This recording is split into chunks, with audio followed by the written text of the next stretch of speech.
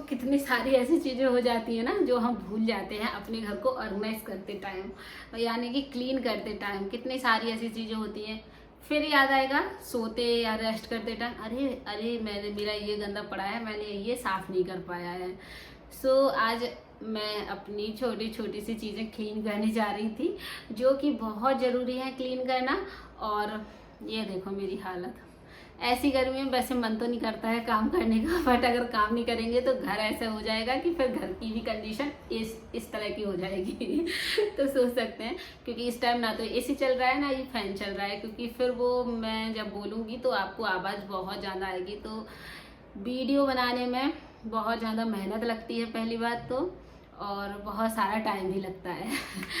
इस वीडियो जो आप देखते हैं उसको लाइक और चैनल को सब्सक्राइब करना आप लोग बिल्कुल भी मिस ना किया करें। तो आज आपके साथ कुछ हैबिट्स अपनी शेयर करने वाली हूँ, आपको पसंद आएंगी एंड हेल्पफुल भी रहेंगी। चलिए फिर आज के इस वीडियो को शुरू करते हैं। जो दिन की शुरुआत होती है एक पेपर और डायरी से होनी चाहिए। मतलब कि अगर रात में सोने टाइम आपका एक रूटीन है कि मुझे सुबह क्या क्या करना है, या नेक्स्ट डे की प्लानिंग अगर पहले से हो जाती है तो इतना बर्डन नहीं होता है माइंड पर कि भूल जाएं। क्योंकि बच्चे जब होते हैं या घर की चीज़ों में इतना बिजी हो जाते हैं, काफ़ी चीज़ें हमारे दिमाग से ही निकल जाती हैं कि मुझे पूरे दिन में करना आखिर क्या है। फिर फ्री होके या फिर रेस्ट ले रहे हो फिर याद आएगा, फिर मन नहीं करता है, आलस खा जाते हैं लोग बाग। मैं तो खा जाती हूँ, अगर मैं बेड पे पहुँच जाऊँ फिर मेरा मन नहीं करता है कि मैं काम करूँ। तो मैं कंटिन्यू उन कामों को करती हूँ। पहले मैं एक डायरी पर नोट डाउन कर लेती हूँ, अगर नाइट में नहीं कर पाया तो मॉर्निंग में किसी भी टाइम पर बैठ के नोट डाउन करती हूँ कि आज मुझे किस किस चीज़ की क्लीनिंग करनी है। जैसे खाना तो, और ये किचन के जो खाना पीना बर्तन है वो तो डेली का होता है, बट जो स्पेशल क्लीनिंग है जो भूल जाते हैं, जैसे मुझे आज वेजिटेबल्स आएंगी तो उनको क्लीन करना ही करना है। उसके बाद एसी की क्लीनिंग करनी है, 2 दिन से पेंडिंग है, हस्बैंड बोल रहे हैं बट मैं भूल जाती हूँ। बट फाइनली आज मैंने लिख लिया है और अब इसकी क्लीनिंग भी हो जाएगी। तो ये सब नोट डाउन करने से आपका काम होगा ईजी, और याद भी रहेगा कि आखिर घर में क्या क्या काम पड़ा है, पेंडिंग भी नहीं रहेगा। यहाँ पर वेजिटेबल्स मैंने धुल कर रख दी हैं, अच्छे से क्लीन करके रखी हैं जब तक ये ड्राई होंगी। हफ्ते में 2 बार वेजिटेबल्स आती हैं तो इनको मैं स्टोर कर लेती हूँ अच्छे से, ताकि ये काफ़ी दिन तक फ्रेश बनी रहें और अच्छी बनी रहें। कुछ चीज़ें कट करके रख लेती हूँ, कुछ इस तरह से रख लेती हूँ कि जब मुझे बहुत जल्दी में चाहिए होती हैं तब मैं अपना यूज़ कर सकूँ। तब तक ये ड्राई हो रही हैं, तब तक आज मैंने लिखा हुआ था कि बालकनी की क्लीनिंग करनी है। अब बालकनी में आए हैं तो यहाँ पर प्लांट्स की थोड़ी केयर करना मेरा तो डेली का काम है। फ़िलहाल यहाँ पर कुछ एक्स्ट्रा मुझे नहीं करना है, बट अगर यहाँ पर मैं कपड़ा लेके आई हूँ तो थोड़ा बहुत अपने पॉट्स को क्लीन कर दूँगी। यानी कि बारिश होती है तो धूल मिट्टी आ ही जाती है, तो क्लीन करने से ये चमचमाते रहेंगे, मिट्टी हट जाएगी तो ये और शाइन करेंगे। यहाँ पर खुले में रखे हैं तो काफ़ी अच्छी ग्रीनरी है अभी बालकनी में, क्योंकि इसकी डेली मैं और मेरे हस्बैंड केयर करते रहते हैं, तब ये अच्छे हैं।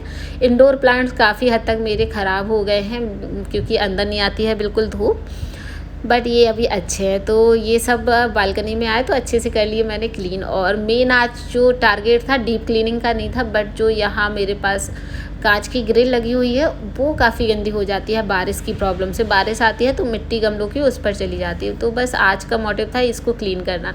इसको कर दूंगी अच्छे से कॉलिन से क्लीन। कोई भी और सॉल्यूशन मैंने नहीं लिया है, क्योंकि ये सब चीज़ें मैं कॉलिन से ही क्लीन कर देती हूँ। जितने भी कांच की चीज़ें होती हैं मुझे कॉलिन ही अच्छा लगता है। बस जल्दी से डाला और अच्छे से क्लीन कर दिया।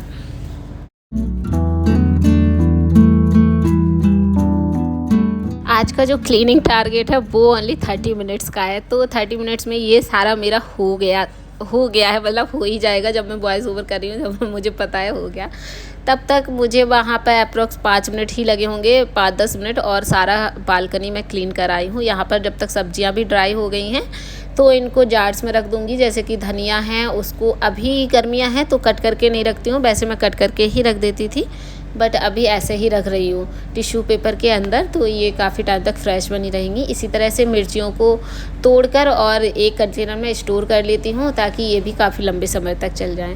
यहाँ पर जो मेरा छोटा फ्रिज है उसमें जो नीचे की बास्केट होती है वो थोड़ा छोटी है, अगर सब एक साथ रख लो तो मिक्स हो जाते हैं। इस तरह का कंटेनर्स का यूज़ करिए, बहुत अच्छा एक हैक है, यानी कि आइडिया है। अगर छोटी सी जगह में काफ़ी सारी चीज़ें रखना चाह रहे हो और मिक्स मैच नहीं करना चाहते हैं तो मैंने कंटेनर रखे हैं। यहाँ पर 3 कंटेनर ईज़िली आ जाएंगे, बट एक ही है मेरे पास, तो मैंने एक का ही यूज़ किया है और उसमें सारे मैंगो मेरे आ गए हैं और सारी वेजिटेबल्स भी मैं अब स्टोर कर दूँगी।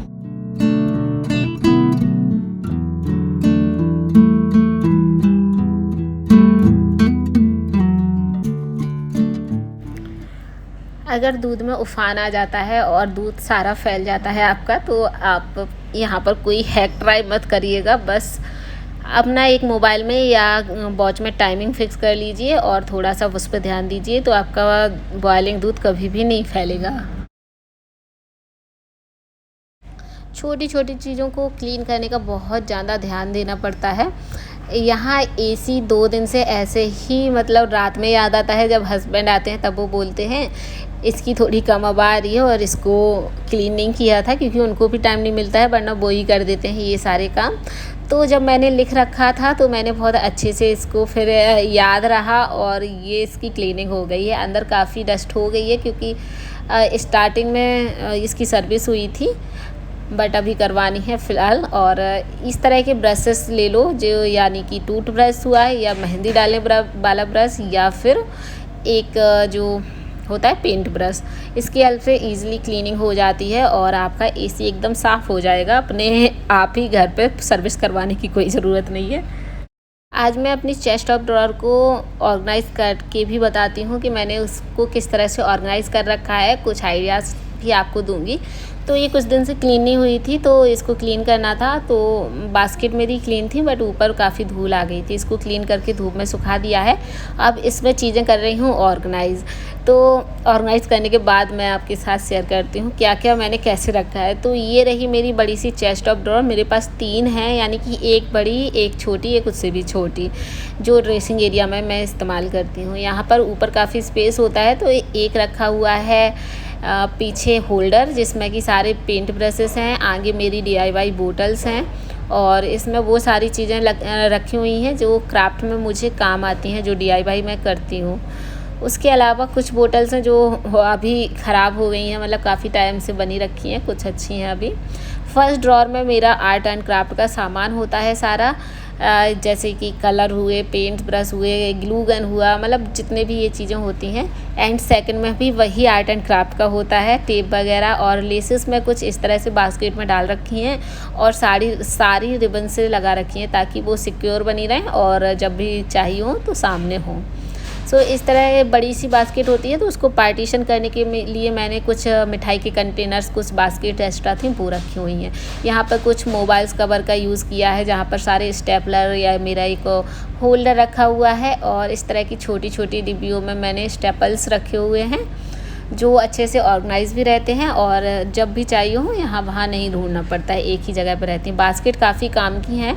2 बास्केट खाली रखी हैं, क्योंकि आज ही क्लीन किया है, तो इसमें सामान नहीं है और ये धीरे धीरे करके भर जाएंगी एक्स्ट्रा सामान से। तो 2 मैं हमेशा ही खाली रखती हूँ। इस तरह की एक और है जो अभी रिसेंटली कल ही मैंने परचेज़ की है, इसको भी देखते हैं क्या रखती हूँ मैं।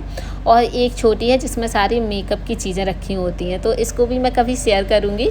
तो इस तरह से चीज़ें रहती हैं मेरी हमेशा ऑर्गेनाइज। और ओके दोस्तों, तो that's all for today video. I hope कि आपको ये वीडियो थोड़ा सा भी पसंद आया होगा और अब जाके मुझे थोड़ी सी तसल्ली मिली है और शांति मिली है। सो मेरे जितने भी काम हो गए हैं उनको तो मैं टिक कर दूंगी। आई थिंक सारे ही मेरे काम हो गए हैं जो मैंने इसमें नोट डाउन कर रखे थे।